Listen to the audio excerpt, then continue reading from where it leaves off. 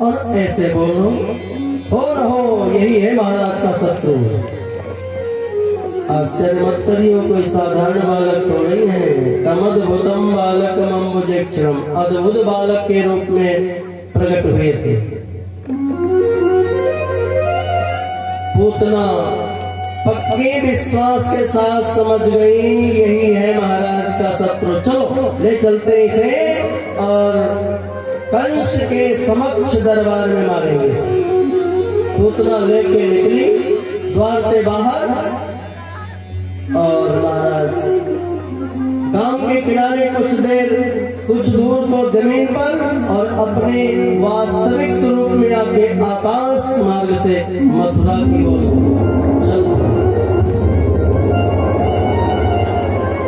एक 6 कोस की लंबाई चौड़ाई में एक आम का बगीचा, उसमें फल आते तो सुरक्षा करते ब्रजवासी, और फल जब पकवे को हो तो सारे फल कंस मंगवा ले मथुरा। फल खाए मथुरावासी।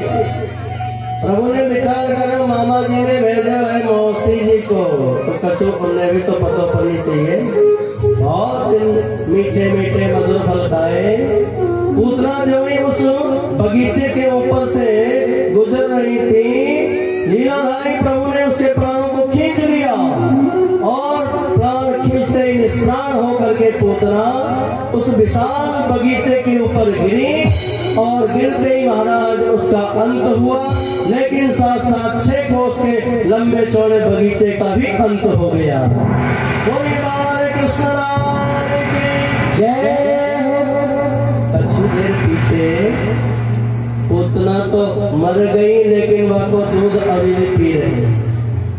तो महाराज मैया यशोदा बाहर निकली, देखा ना तो वो गोपी न लाला पालने में, अब तो रोने लग गई। महाराज हमारा छोरा कौन ले गयो? खोज हुई, गांव से बाहर निकले तो महाराज देखा विशाल वृक्ष टूटे, आवाज आई, सारे ब्रजवासी उसी ओर दौड़े और जाके देखो महाराज तो विशाल पूतना पड़ी हुई है। बाकी वक्ष स्थल पर नंद के लाला थोड़े दूध पी रहे। गोपी ने उठाया, मैया बड़ी भयभीत, हे नारायण ये तो राक्षसी है, कहीं आके अलाय बलाय हमारे छोरा को लग गई तो हम क्या करेंगे। गोपियां लाला की रक्षा हेतु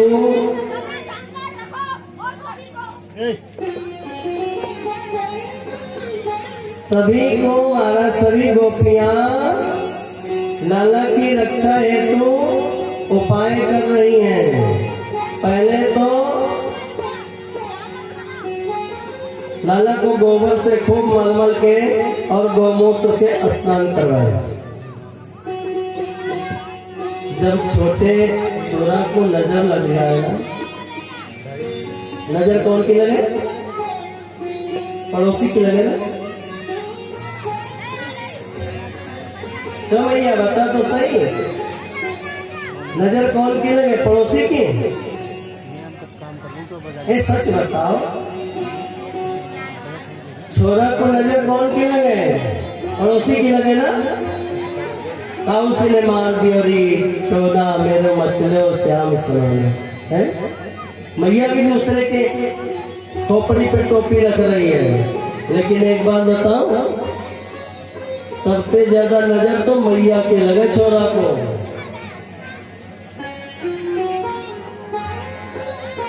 नजर में कोई मंत्र ना पड़ जाए। छोटो सो छोरा कछु नई लीला करने लग गए, मैया के मन में आ रहे देखो तो सही, अपने आप देखा बस है गई नजर। अब वाके ताई फिर कहीं उपल्ली हवा कोई लग गई, ऊपरी चक्कर पड़ गयो तो माताएं बेचारी गोद में लेके ठंडी गर्मी बरसात खोजती है, कहाँ मठ मंदिर है, कहाँ बाबा जी है, चलो नजर जलवाए लाओ। हम तुम्हें एक उपाय बता दें नजर झाड़ने को। ध्यान से सुनो। गाय की पूछते कोई मंत्र पढ़ने की जरूरत ना है। गाय हो देसी भारतवर्ष की, विदेशी ना है। भारतवर्ष की गऊ में 33 करोड़ देवताओं का निवास होता है। गोबर में लक्ष्मी मैया को निवास, गोमूत्र में गंगा जी को निवास। हमने कोई पूजा पाठ करो, लाओ रे गंगा जल लाओ ने। हमारे घर में सत्यनारायण कथा बच रही है, ने गंगा मानते गंगा जल हर एक चीज को शुद्ध करे, पवित्र करे, इतना तो पता ही है। और गाय के गोमूत्र में गंगा जी का निवास है।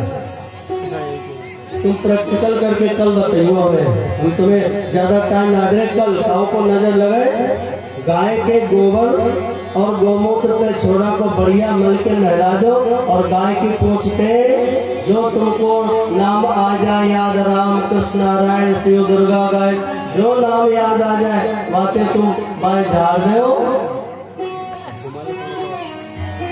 नजर तुम्हारे छोरा की है। ऐसे गोपियां कर रही है।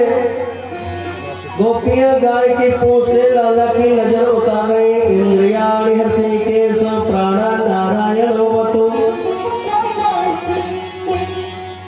जो भगवान हृषिकेश है वे हमारे लाला की इंद्रियों की रक्षा करें।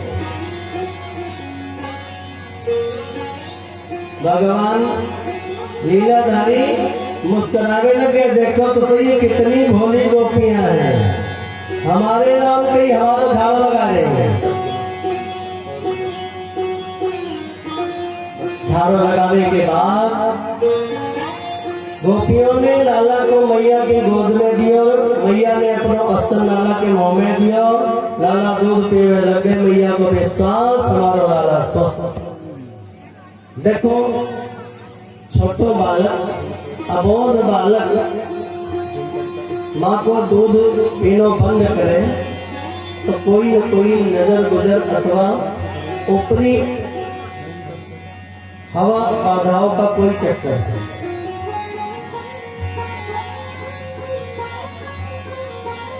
महाराज ब्रजवासियों ने पूतना के उस विशाल शरीर के सैकड़ों टुकड़े कर दिए और टूटे हुए वृक्षों की लकड़ियों को इकट्ठा करके और उन पर पूतना के शरीर को टुकड़े रख रख करके और एक साथ सैकड़ों चिताएं जला दी। जब चिताएं जलने लगी राजन तो उसमें से बड़ी दिव्य सुगंधी निकली। परीक्षित को बड़ा आश्चर्य हुआ। गुरुदेव ये तो आप बड़ी विलक्षण बात बता रहे।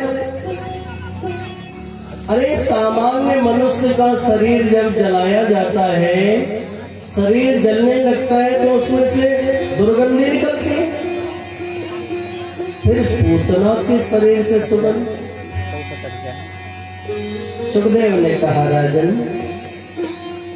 आश्चर्य मत करो, तो फिर उसका नाम बढ़िया होगा, उसका काम बढ़िया होगा, उसका भाव बढ़िया होगा, जाति बढ़िया होगी, आहार व्यवहार बढ़िया होगा। नहीं राजन ऐसा कुछ नहीं है। पहली बात तो नाम से ही पवित्र ना हो। नाम है क्या? पूतना। जो नाम से पूत माने पवित्र, ना माने नहीं। जो नाम से ही पवित्र नहीं उसका नाम पूतना।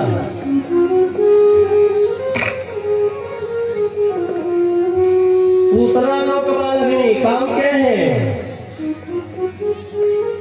बच्चों को मारना। तो आहार अच्छा होगा। आहार है रक्तपान करना। खून पिया, जाति बढ़िया होगी, बोले राक्षसी। तो फिर प्रभु के पास आई कोई बढ़िया सुंदर भाव लेकर के, बोले जिघान से आप हरे, मारने की इच्छा से आई थी।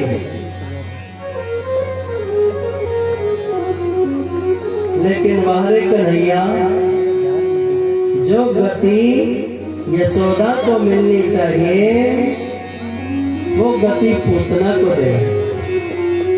कितना उदार है वो महाराज।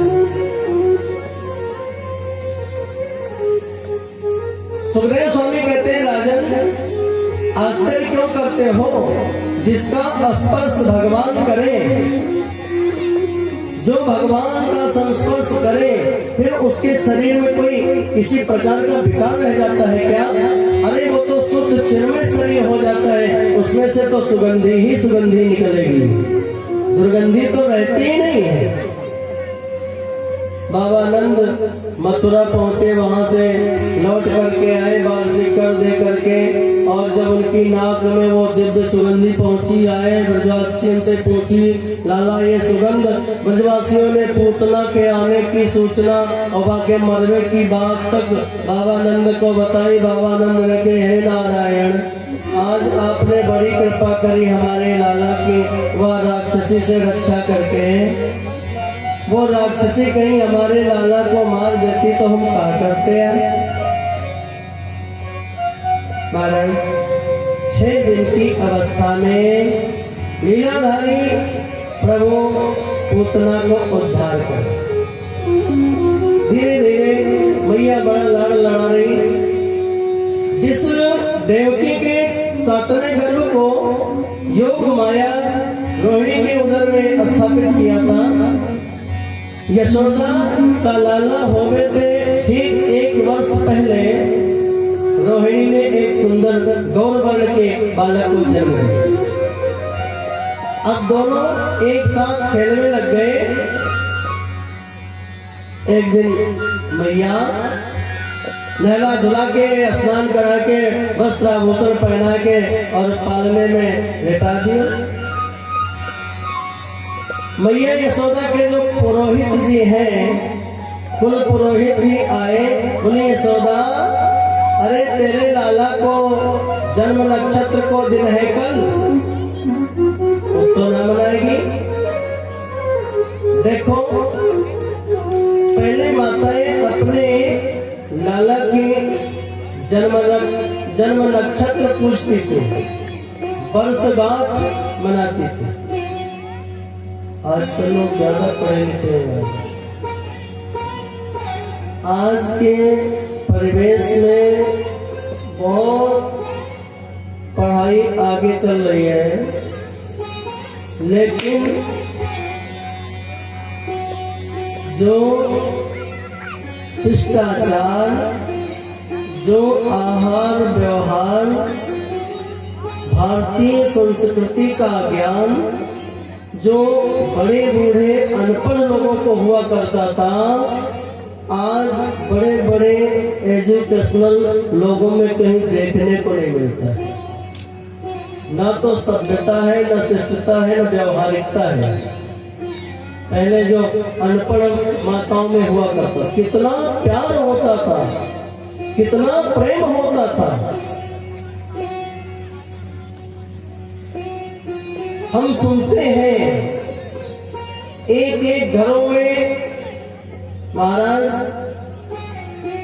कितने कितने लंबे परिवार हुआ करते थे, कितनी देवरानी, कितनी जेठानी लाइन लग जाती थी, लेकिन कभी किसी में विवाद नहीं होता।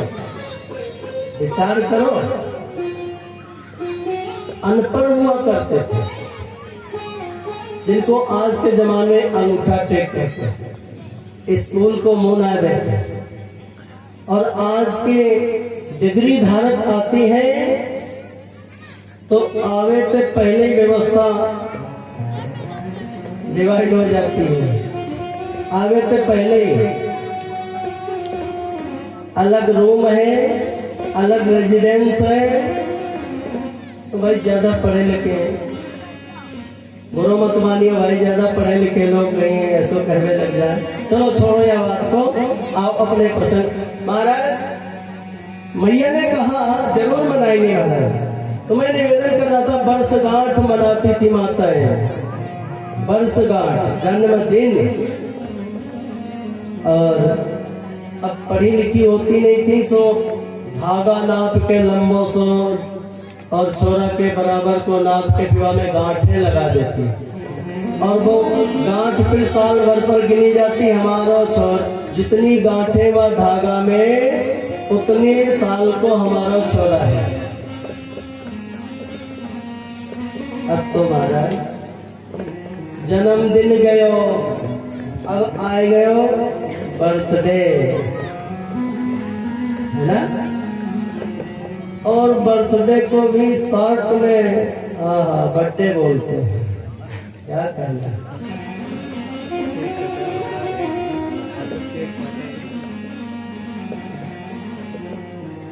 हैप्पी बर्थडे या हैप्पी बर्थडे।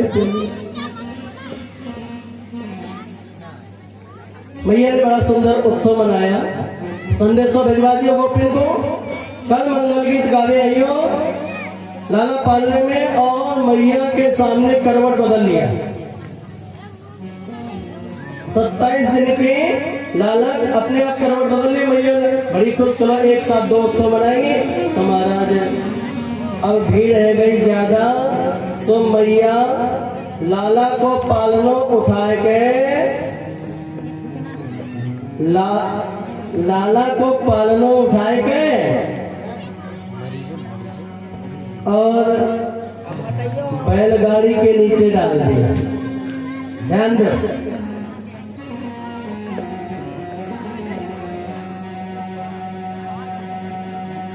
महाराज जब बैलगाड़ी के नीचे डाल दिया पालनो, कुछ जगह और बढ़ जाएगी। पालना बैलगाड़ी के नीचे हमारे ब्रज में परंपरा थी।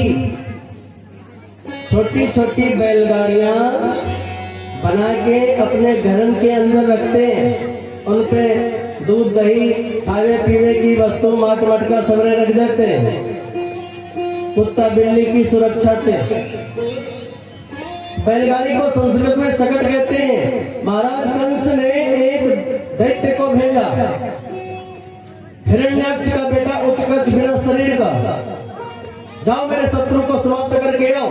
वो भी आया नंदालय में, देखा बड़ी भीड़ है, सो महाराज आए के बाद सकट पे बैठ गए, और सकट पर बैठने के कारण वाको नाम सकटासुर पड़। गोपियां आई, ध्यान दो माताएं, आपकी कथा चल रही है। गोपियां आई सो अपनी अपनी चर्चा चालू कर दी। यहाँ भी हमको दिख रहा है सबके चेहरे आपस में कुछ झुक के थोड़ा सा तो बोले रहते हैं, चाहे जितना रोको जाए, लेकिन थोड़ा सा तो जरूर ये हृदय पर बादशाह प्रधान माताएं हैं। महाराज आपसी चर्चा को जब देखा, प्रभु ने विचार करे आई हमारे जन्म नक्षत्र को मनावे, मंगल गीत गावे, यहाँ भी हमारी चर्चा। ये माताओं की विशेषता होती है, जहाँ भी जाएंगे कुछ न कुछ चर्चा तो होती रहेगी। तो महाराज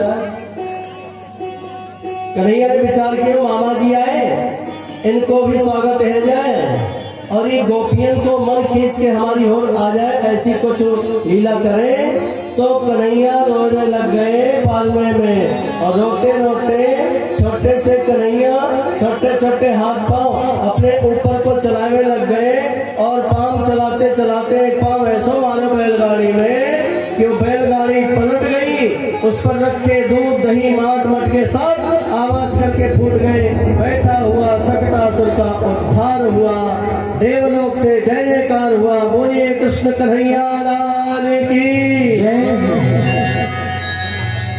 अजी जय में तो बड़ी कंजूसी है नहीं भाई।